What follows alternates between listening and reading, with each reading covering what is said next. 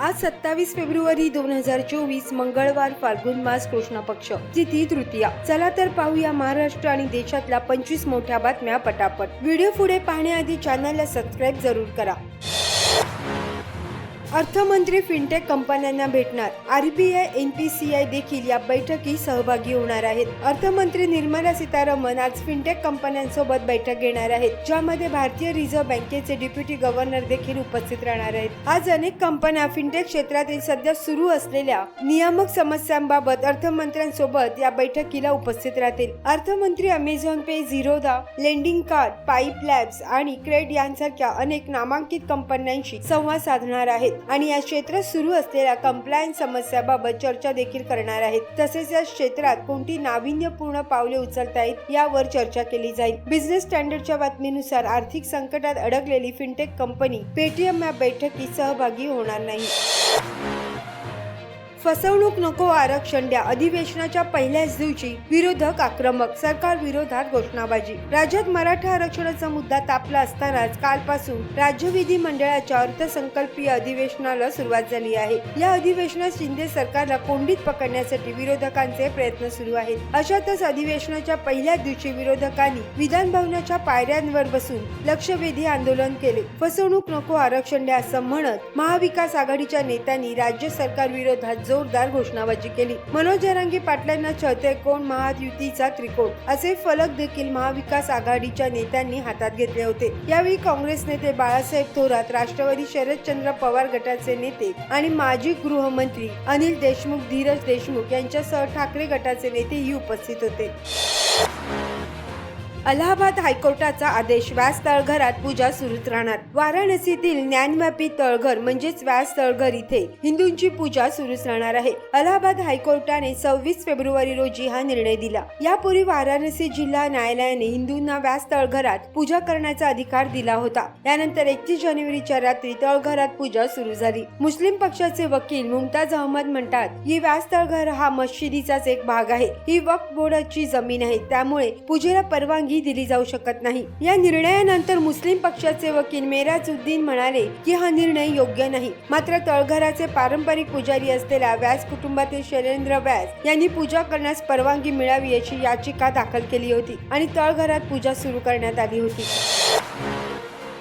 कोण कुणाची तुतारी वाजवतंय हे महाराष्ट्राला कळून चुकले. जरांगेच्या आंदोलनावरून शिवसेनेचा शरद पवारांवर निशाणा. ज्योती वाघमारे म्हणाल्या की महाराष्ट्र हा छत्रपती शिवाजी महाराजांचा महाराष्ट्र आहे. मराठा समाजाची कोणतीही मागणी असेल याबाबत सरकार सकारात्मक आहे. जरांगे पाटील यांच्या मागण्या सतत बदलत राहिल्या आहेत. मुख्यमंत्री असूनही एकनाथ शिंदे हे जरांगे पाटलांना 2 वेळेस भेटायला गेले. सगळ्या मागण्या पूर्ण होऊन सुद्धा जर पुन्हा आंदोलनाची भाषा होत असेल तर मग या आंदोलनाचा उद्देश आरक्षण आहे की राजकारण, याचा विचार मराठा बांधवांनी आणि महाराष्ट्राने करावा असे त्यांनी म्हटले. शिवसेनेच्या राज्य प्रवक्ता ज्योती वाघमारे यांनी या प्रकरणावरून शरद पवारांवर निशाणा साधला आहे. कोण कोणाची तुतारी वाजवत आहे आता संपूर्ण महाराष्ट्राला कळून चुकलं आहे असे त्यांनी म्हटले आहे.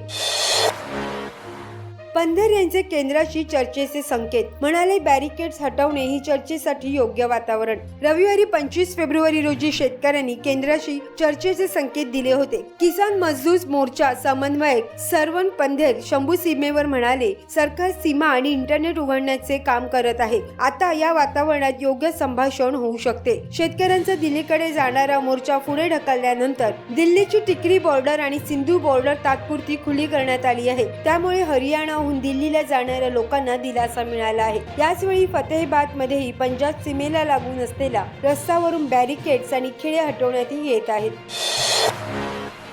सुरेल गायकीने काळजाचा ठाव घेणाऱ्या पंकज उधास यांचे निधन. आपल्या सुरेल आणि काळजाचा ठाव घेणाऱ्या गायकीने गेली अनेक वर्ष रसिक श्रोत्यांच्या मनावर अधिराज्य गाजवणारे ज्येष्ठ गायक पंकज उधास यांचे सोमवारी दीर्घ आजाराने निधन झाले. ते 72 वर्षांचे होते. पंकज उधास यांची कन्या नायाब उधास यांनी याबद्दलची माहिती दिली. पंकज उधास यांच्या जाण्याने भारतीय गझल गायकीच्या क्षेत्रातील एक महान गायक काळाच्या पडद्याच्या आड गेल्याची भावना व्यक्त होत आहे. 17 मे 1951 रोजी गुजरात मधील जेतपूर इथे पंकज उधास यांचा जन्म झाला होता. त्यांनी गायलेली अनेक गाणी आणि गझल आजही श्रोत्यांच्या स्मरणात आहेत.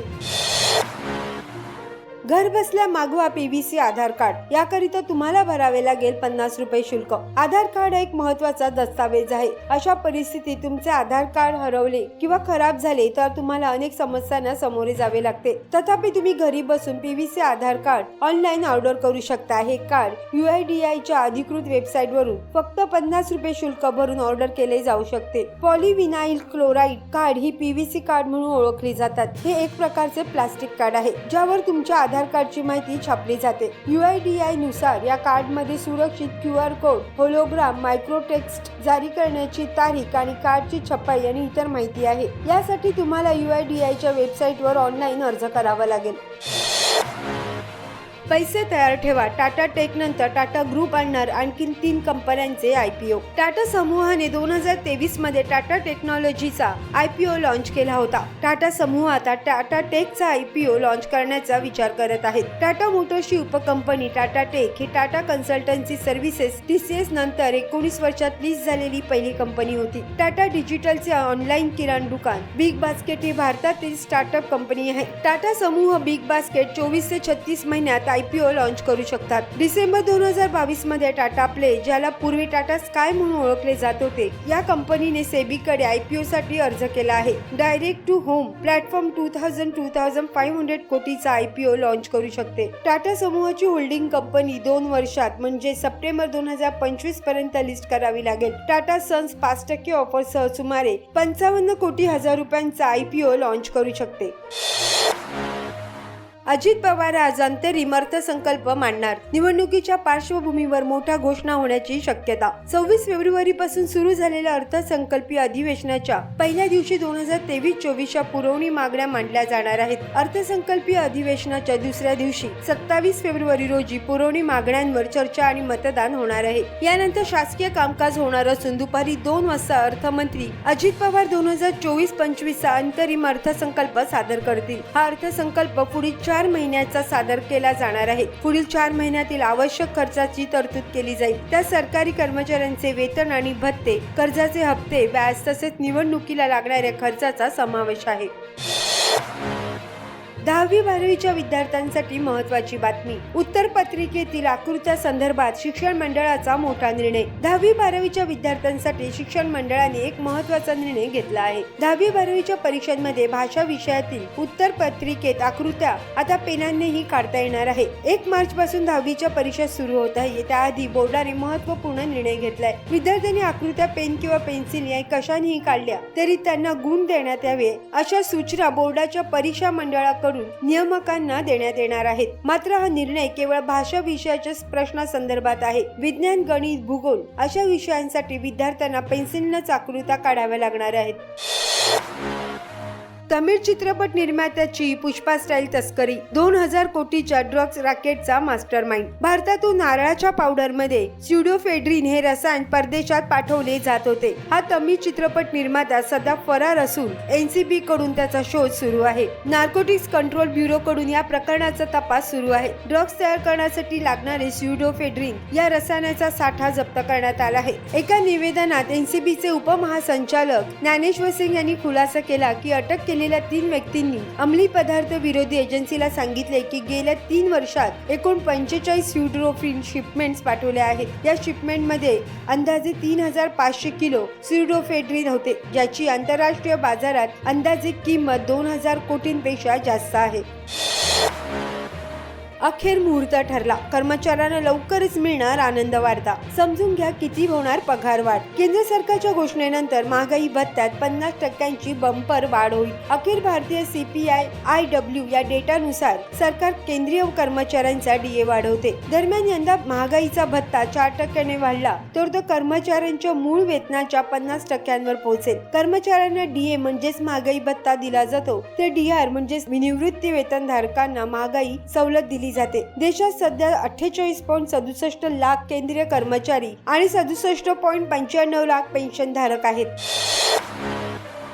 चालकाशिवाय ट्रेन धावली, दुसऱ्या राज्यात पोहोचली, रेल्वेचं चक्रावून टाकणारं स्पष्टीकरण. ही घटना 25 फेब्रुवारीला म्हणजेच रविवारी घडली. ट्रेन जम्मूच्या कठुआ स्थानकात थांबली होती. त्यानंतर ती चालकाशिवाय पंजाब पर्यंत धावली. या प्रकरणी जम्मू रेल्वेच्या विभागीय वाहतूक व्यवस्थापकांनी तपासाचे आदेश दिले आहेत. ही माल वाहतूक करणारी ट्रेन होती. सकाळच्या सुमारास चालक हा चहा नाश्ता करण्यासाठी कठुआ स्थानकात थांबला होता. तो ट्रेन मधून खाली उतरला, पण हँडब्रेक लावण्यास विसरला. चालक उतरला त्यावेळी ट्रेनचे इंजिन सुरू होतं. सकाळी 7:15च्या सुमारास ट्रेन आपोआप चालू लागली. ट्रेनने वेग पकडला आणि चालकाशिवाय 84 किलोमीटर अंतर कापून पंजाबच्या दौसा जवळील उंची बस्ती भागात पोहोचली. पंजाबमध्ये एका प्रवासी ट्रेनच्या कर्मचाऱ्यांनी महाप्रयत्नाने ट्रेन थांबवली. सुदैवाने ट्रेनच्या मार्गावरून जात होती. त्या मार्गावर दुसरी कोणतीही ट्रेन नव्हती, अन्यथा मोठा अपघात झाला असता.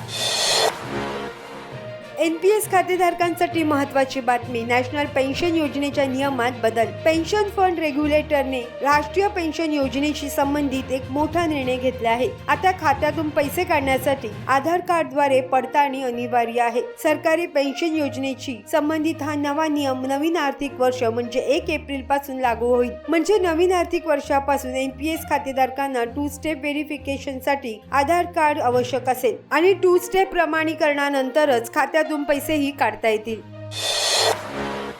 पेटीएम पेमेंट्स बँक संदर्भात मोठी अपडेट. RBIने NPC ला दिले नवीन निर्देश. UPI युजर्सला दिलासा. भारतीय रिझर्व्ह बँक ऑफ इंडियाने शुक्रवारी पेटीएम पेमेंट बँक बाबत नवीन मार्गदर्शक तत्वे जारी केली आहेत. रिझर्व्ह बँकने सांगितले की पेटीएम पेमेंट्स बँक 15 मार्च 2024 नंतर ग्राहकांचे खाते आणि वॉलेटमध्ये आणखी क्रेडिट स्वीकारू शकणार नाही. त्यामुळे काही अतिरिक्त पावले उचलणे आवश्यक आहे. रिझर्व्ह बँक ऑफ इंडियाने NPCI ला पेटीएमची UPI सेवा कायम ठेवण्यासाठी आवश्यक पावले उचलण्याचे निर्देश दिले आहेत. केंद्रीय बँकेने NPCI ला या डिजिटल पेमेंटच्या ऑपरेशनवर देखरेख करणाऱ्या संस्थेला पेटीएम हँडल इतर नवीन बँकांमध्ये स्थलांतरित करण्यास सांगितले आहे.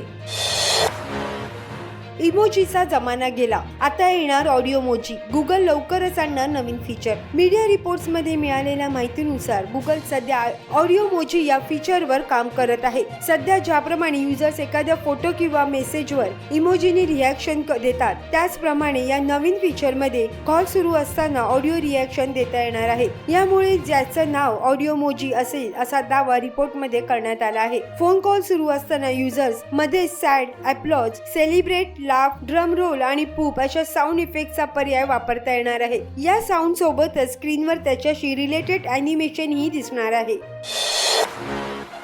खाण्यापिण्यावर नाही तर भारतीय सर्वाधिक पैसे कुठे खर्च करतात? सरकारने थेट आकडेवारीच मांडली. सांख्यिक मंत्रालयाच्या आकडेवारीनुसार गेल्या 10 वर्षात ग्रामीण भागात खाद्यपदार्थावरील मासिक खर्च 53% 46.4% एवढा कमी झाला आहे, तर शहरी भागात तो 42.6% 39.2% आला आहे. तर ब्लूमबर्गच्या या अहवालात सरकारी आकडेवारीचा हवाला देत असं म्हटलं आहे की भारतीय आता कपडे, टेलिव्हिजन सेट आणि मनोरंजन संबंधित वस्तूंवर जास्त खर्च करत आहेत. शहरी भागात अन्नाऐवजी अखाद्य पदार्थांचा वाटा 57.4% 60.6% पर्यंत वाढला आहे, तर ग्रामीण भागात 47% 53.6% पोहोचला आहे. 5 वर्षात शेतकऱ्यांच्या खात्यात 2.81 लाख कोटी रुपये. 11 कोटी शेतकऱ्यांना लाभ. या योजनेतून आर्थिक पाठबळ. गेल्या 5 वर्षापासून PM किसान सन्मान निधी योजनेच्या माध्यमातून केंद्र सरकारने 11 कोटी शेतकऱ्यांच्या बँक खात्यात 2.81 लाख कोटी रुपये पाठवले आहेत. PM किसान सन्मान निधी योजना 2019 मध्ये सुरू झाली होती. गेल्या 5 वर्षात सर्व लाभार्थी शेतकऱ्यांना PM किसान योजनेद्वारे वार्षिक 6,000 रुपयांची आर्थिक मदत दिली जाते. PM किसान योजनेअंतर्गत प्रत्येक लाभार्थी शेतकऱ्याच्या खात्यावर 3 वेळा प्रत्येकी 2,000 रुपये पाठवले जातात. पंतप्रधान नरेंद्र मोदी हे महाराष्ट्रातील यवतमाळ मधून PM किसान योजनेचा 16वा हप्ता जारी करणार आहेत. या अंतर्गत 9 कोटींहून अधिक लाभार्थी शेतकऱ्यांच्या खात्यात 21,000 कोटी रुपयांहून अधिक रक्कम जमा केली जाणार आहे. गावातील गरीब जगतोय 45 रुपयात तर शहरातील गरीब 67 रुपयात. NSSO अहवाल प्रसिद्ध. दिवसेंदिवस गरीब आणि श्रीमंत यांच्यातील दरी वाढताना दिसते. सरकारी आकडे बघितले तर गावातील सर्वात गरीब माणूस फक्त 45 रुपयावर आपले जीवन जगत आहे. नॅशनल सॅम्पल सर्व्हिस ऑफिस ने अलीकडेच मासिक सरासरी दरडोई ग्राहक खर्च डेटा जारी केला. हे आकडे घरगुती वापर खर्च सर्वेक्षण 2022-23 वर आधारित आहेत. गावात सर्वात खालच्या स्तरावर राहणाऱ्या 5% लोकसंख्येचा दरडोई सरासरी मासिक खर्च केवळ 1373 रुपये आहे. त्यानुसार ते दररोज 45 रुपयांवर चालतात. शहरी लोकसंख्येच्या आकडेवारीवर नजर टाकल्यास शहरामध्ये राहणाऱ्या सर्वात गरीब 5% लोकसंख्येचा प्रति व्यक्ती सरासरी मासिक खर्च 2001 रुपये आहे. दररोज हा खर्च सुमारे 67 रुपये इतका येतो.